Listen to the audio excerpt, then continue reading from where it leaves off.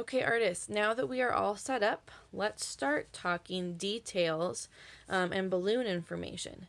So if you want a traditional looking balloon, you're going to kind of mark this little center point. This was called the deflation port. Remember, that's where the balloon deflates. But we're going to use that as a center point for our lines. So we want the lines of our balloon to kind of match the shapes or the lines that we have on the edges. So watch what I mean. See how this line matches this line. And this line matches this line. So these are called contour lines. And what they do is they make it look more 3D. We wouldn't just have straight up and down lines. That wouldn't look like anything, would it? It would make it look really flat still. So these are sort of those lines where the balloon got sewn together to show that they're fabricy. See how 3D it makes it look? Those are really helpful. Those are very traditional.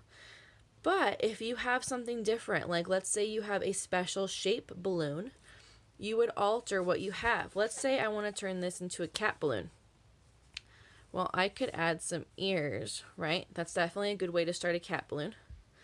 I could add a nose. I can keep these lines that I've made, I can change them.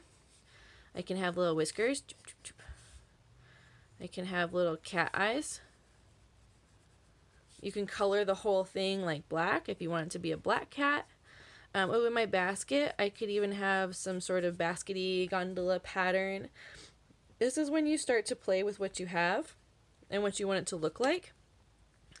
You could have that checkerboard look too. I would just make these sort of curved lines that go across. And then I could color these in different colors. Remember, there's a lot of checkerboard looking ones. And then you can start giving more details to your surroundings also.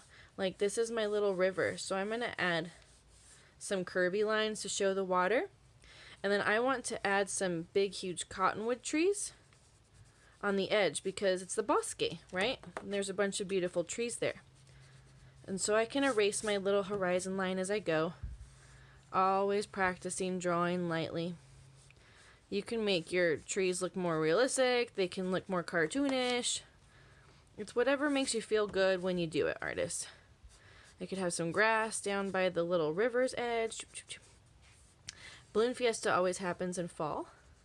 So when I color this, I could make some beautiful fall colored trees.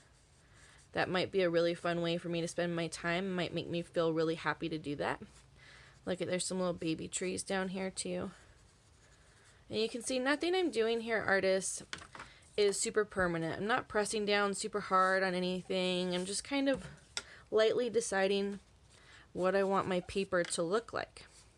And it's always good. That way I can do all my drawing first. And then I can decide what materials I want to use to color this art piece.